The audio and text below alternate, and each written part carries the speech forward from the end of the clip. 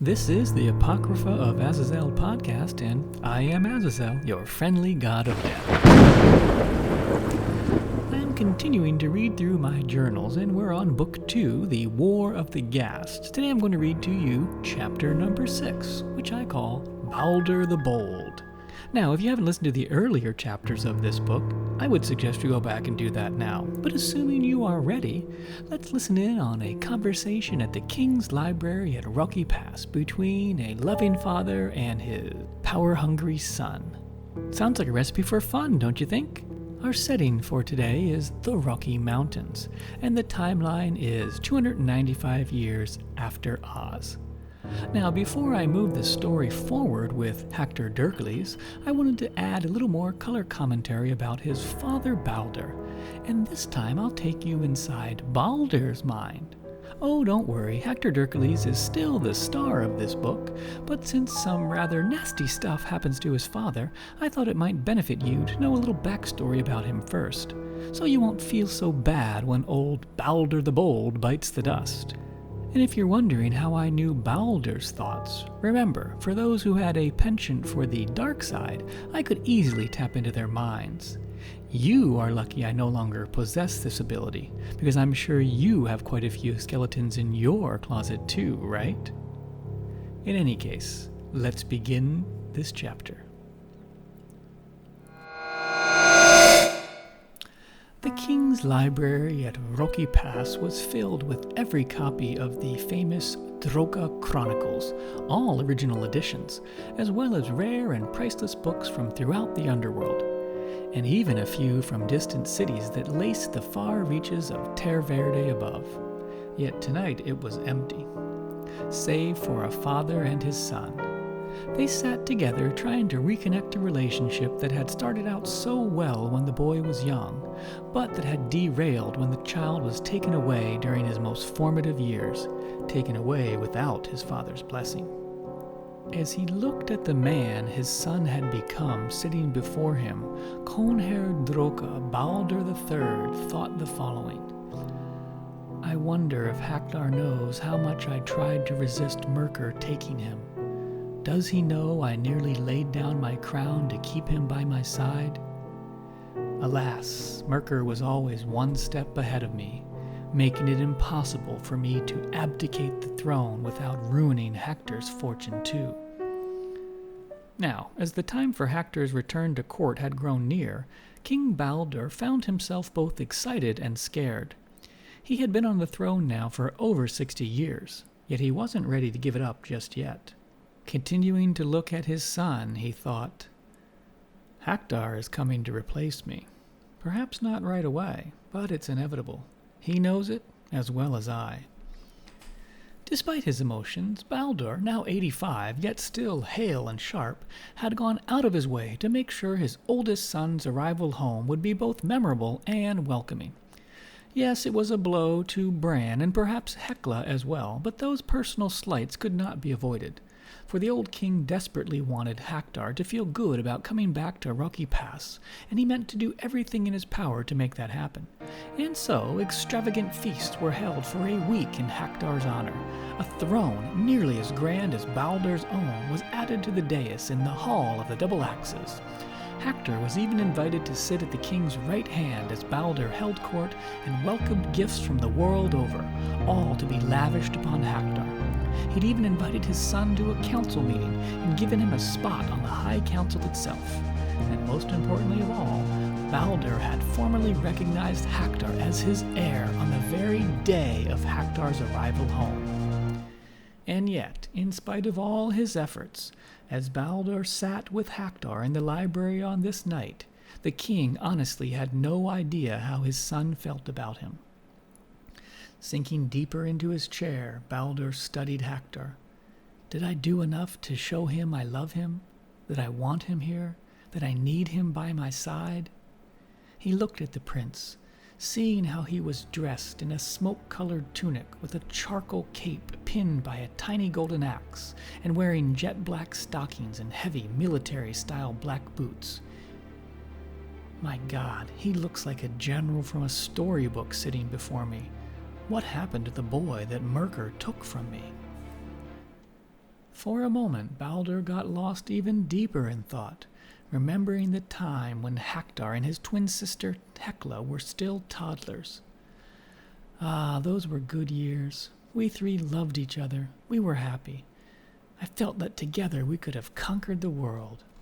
Okay, I realize that so far Baldur sounds like a pretty swell guy. Cares about his son, would have given up his crown to protect him, yada yada yada. But rest assured, in future chapters, Baldur's demons will reveal themselves.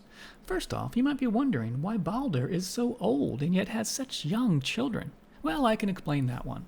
You see, the fact is that I helped Baldur to come to the throne when he was just 22 years old, and then he married a very fertile preteen named Vilma, who would later become Hacktor's mother. He married Vilma less than a year after taking the throne. However, Baldur caused me a bit of trouble by not always listening to the advice I gave him. More on that later. As a result, I made he and Vilma barren. And with his wife unable to produce an heir and his advisors strongly advising him to divorce her and remarry in order to protect the future of the throne, Baldur and Vilma's early years were obviously strained. Luckily for the king, I didn't completely abandon him. It would have set my own plans back a bit. Instead, I blessed his every political move and further secured his grip on the throne. Eventually, I needed to advance my own plan, so I blessed Baldur and Vilma with children at last. But first, I inspired Mirkir with glorious visions about Baldur's offspring, and leading Mirkir to believe that he'd be able to use them for his own designs. Mirkir got so excited that he even left Iztok and traveled all the way to Rocky Pass to tell King Baldur the good news. Unfortunately, things didn't go quite as planned. First off, the then 68-year-old Baldur laughed at Mirkir's suggestions that he and his elderly wife would bear children. The king had long since come to accept his lineage would die with him. Now, Baldur's disbelief embarrassed Mirkir so much that the high priest levied a secret curse on the king. With my help, Mirkir's curse materialized as follows. Baldur's wife Vilma died in childbirth, leaving the old man with twins to raise on his own.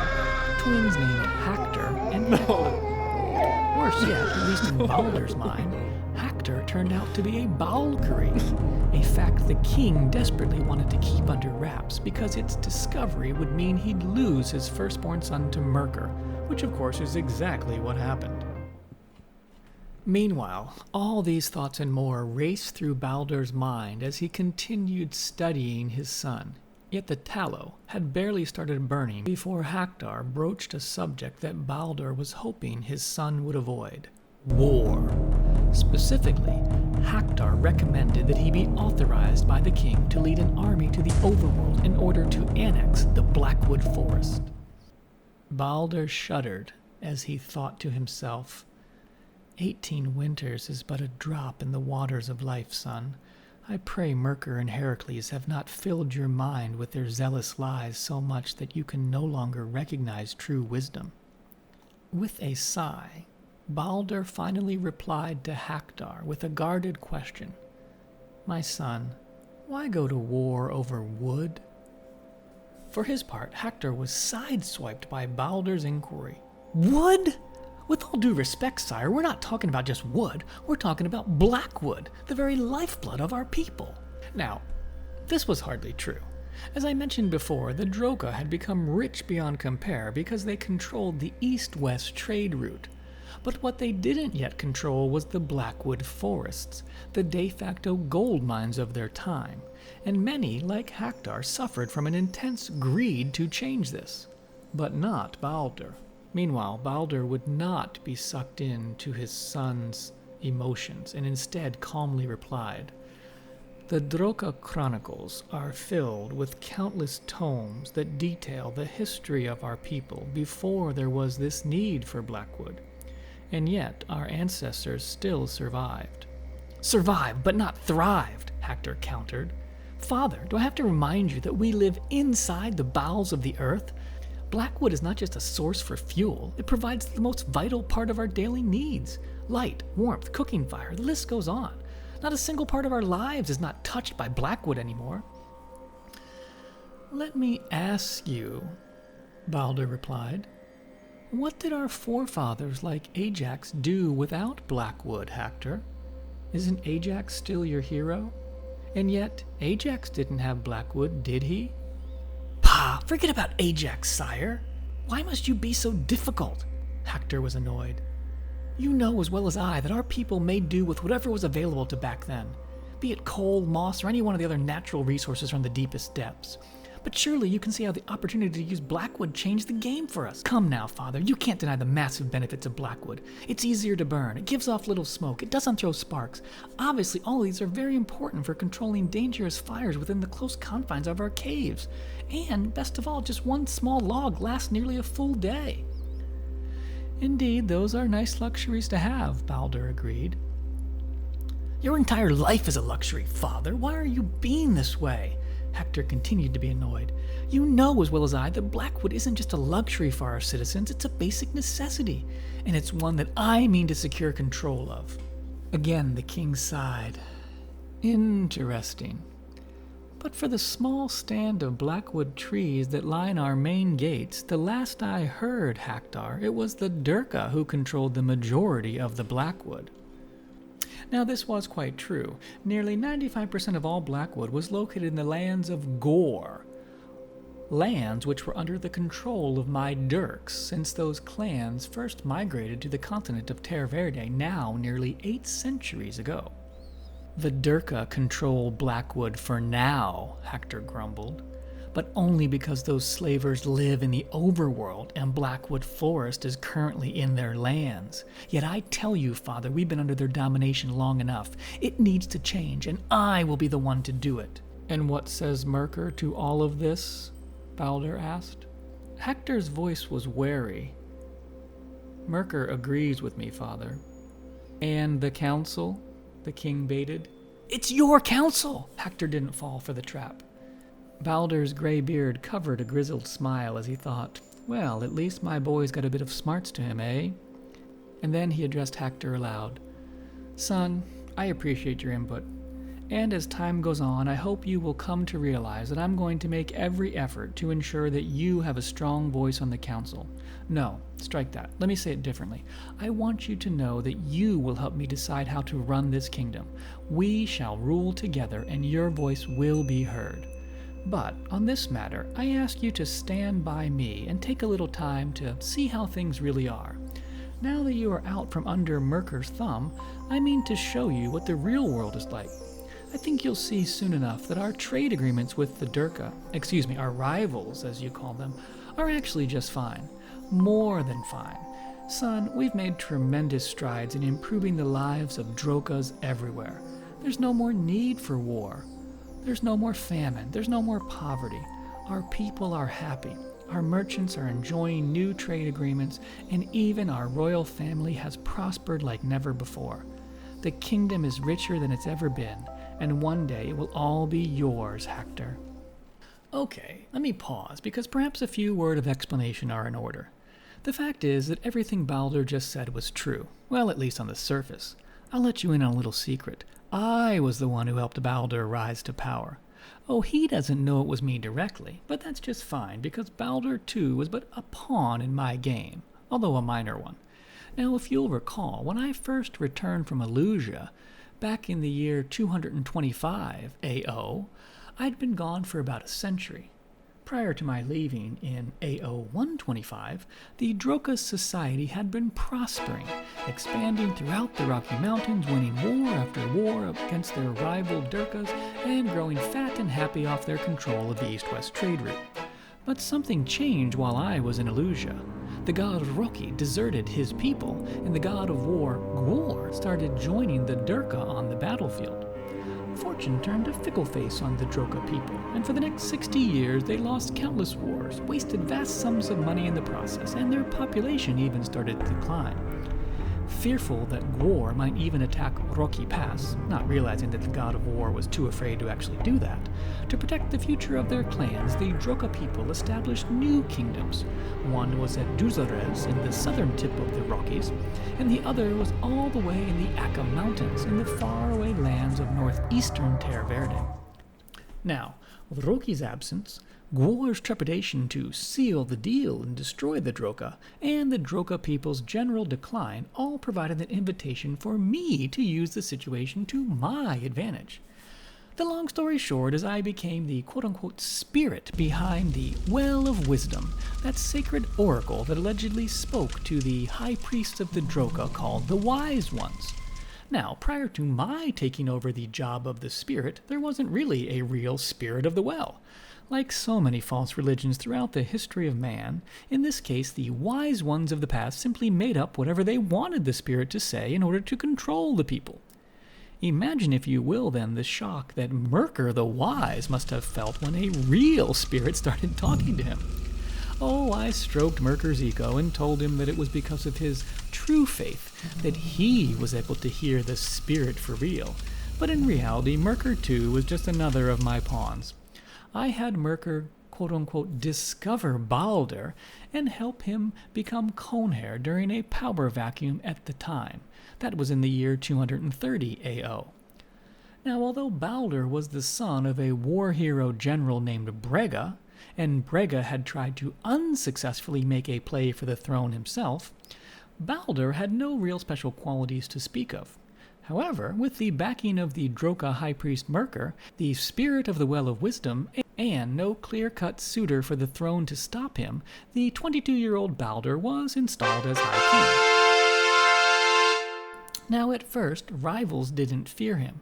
In fact, they probably thought they could use the boy as a pawn to advance their own designs. Little did they know that someone, i.e. me, was already using Baldur as a pawn, and there were no room for others to do so. My goal with Baldur was simple. Take down the Drokka from the inside out by decaying all that they held most sacred, their power, their wealth, and their pride.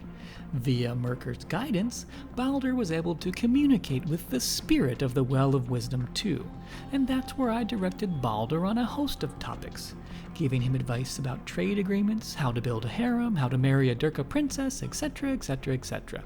Why, I even had Baldur do the unthinkable, avoid war in favor of peace, something no prior Kon-Herr Drokka would have ever imagined. And as part of this latter strategy, I also had Baldur relax the guidelines related to the Seek Towers, transforming these once impenetrable military gates that protected the crucial western gates of Rocky Pass against the lands of Gwar, and instead turning the twin towers into giant trading outposts that offered housing and offices to commerce representatives from all over Terre Verde, to include the Dirks as well. Talk about letting the fox into the henhouse, huh? Witnessing these affronts, Mirkir eventually grew to hate Baldur, for Mirkir was a hardcore nationalist, and I continued to stoke that fire within him. Not surprisingly, eventually Mirkir wanted to remove Baldur from power, but because I made Baldur successful at every turn, Baldur's magic touch soon won over even his harshest critics, leaving Mirkir powerless to oppose the king overtly. Now, as the spirit, I counseled Mirkir to be patient, and I even threw him a bone by promising to keep the old high priest alive until a new Drokka messiah figure emerged.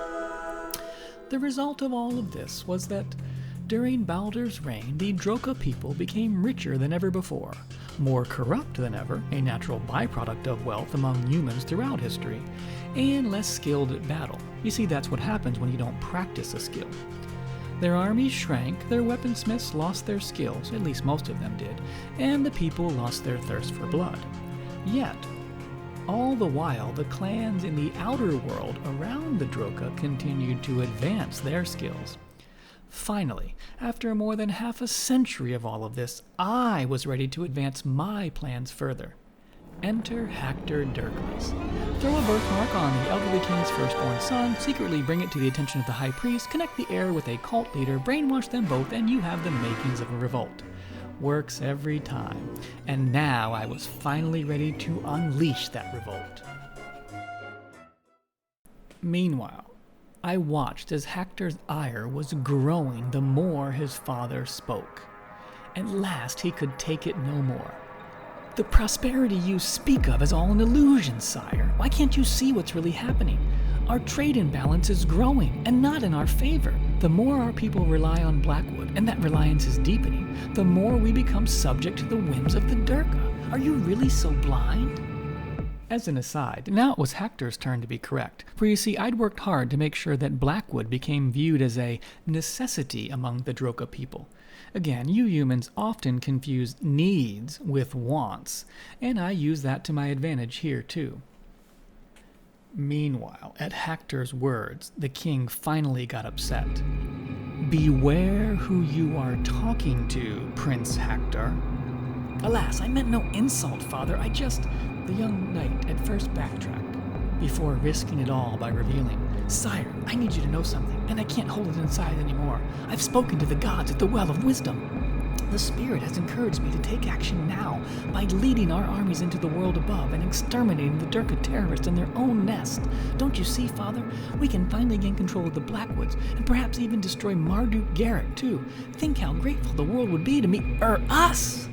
Baldur fell back into his chair as he looked at his son, thinking, "My God, Rocky, can it really be this bad? Has Mirkir poisoned my son's mind this much?" At last he replied to Hacktor, trying to remain calm. "Hacktor, never forget that the Spirit only counsels war. Is war really what you want? Is that what you think the people want? I'd caution you to look at the Spirit's prophecies for what they really are, for they only ever lead to heartbreak and misfortune." Seeing Hacktor's mouth agape at the words he'd just spoken, Baldur surmised to himself, "He's trying to process the heresy I just committed in his presence." And before Hacktor could speak, the king continued, "There is more to life than war, Hacktor, and there is more to wisdom than the spirit of the well. Every Kon-Herr has been tempted by the Spirit, but few have had the power to resist. I did, and it has made all the difference. And I'm telling you, out of love, son, that you too must resist the fruit that the Spirit is offering you, for it can only lead to your doom." But what about, Hacktor struggled, "the Blackwoods?" "Blackwoods be damned, boy," Baldur grated. "Yes, the Blackwoods are important to us, but they're not worth going to war over, Hacktor. Perhaps our people have come to rely on that resource too much, and instead need to use the gifts Lord Rocky has provided to us in the deepest depths." "Ah, you ingrate Baldur," I thought. "Rocky didn't give you these gifts, fool. It was me. Now can you see why I needed to get rid of Baldur the Bashful?" In the meantime, Hacktor recovered his character, and unable to listen to his father's pacifist's ideas any longer, he said, "Pa, sire, you are Baldur the Bold, the Kon-Herr Drokka of the Rockies, and the High King of all of our people. You can make a new tradition. Why not turn the tables on the Marduk and his Derkka and make war on them instead?" "I don't know what Mirkir and Heracles told you, my son, but war is a tragic event, and there are no winners," Baldur countered. "I won't argue that we must defend ourselves when attacked, and this we will do with a vengeance. But Hacktor, to go to foreign lands and make war upon our rivals, yes, even the Derkka, that is to embrace evil. For if we do so, what makes us any different than our enemy?" Yet Hacktor was not to be denied. "The faith requires that one day we exterminate the Derkka, father. You know as well as I that the Ragnarok will never arrive until our enemies are vanquished from this world." "Are you so anxious for the end of the world to arrive?" Baldur countered. And to himself he thought, "He's as bad as Mirkir, only Hacktor has the power of youth behind his words." "Do you pay so little attention to the commands of your gods?" Hacktor rose from his chair in anger, getting ready to storm off. Yet at that, Baldur's own hackles were raised, and he placed a hand on his son's arm to stop him as he thought, "Sooner or later I'm going to have to show him that I'm still king. Perhaps I've been too nice to Hacktor." And then, standing toe-to-toe with his son, even though Hacktor towered over him, Baldur warned, "I think we've said all we can for tonight. You may go now, Prince Hacktor." Hacktor's green eyes flashed with a fire Baldur had never seen before, and for a moment the king thought his son would even strike him. Yet Hacktor got control of his emotions, straightened his shoulders, and with the briefest of head nods he turned and walked away. The next time he may not leave so easily, Baldur watched his son go. How long before he dares challenge me in public? Needless to say, the king feared that moment would arrive all too soon. Well, at least he was smart enough to know that much. That's the end of our story for today. In the next chapter, I will introduce you to the Drokka's Grand Council, and particularly to some of the rather colorful members, not the least of which was Hacktor's twin sister, Hekla, always one of my favorite creatures. I think you'll love her as well, too. But that's in the next chapter. In the meantime, I encourage you to go to my website, apocryphaofazazel.com, and sign up to join my free book club. Not only will you get notified when new chapters are released, but if you can't wait, you can read every chapter of this book online right now. So go to apocryphaofazazel.com. Until next time, my friends. This is Azazel saying, don't call for me. I very well may show up.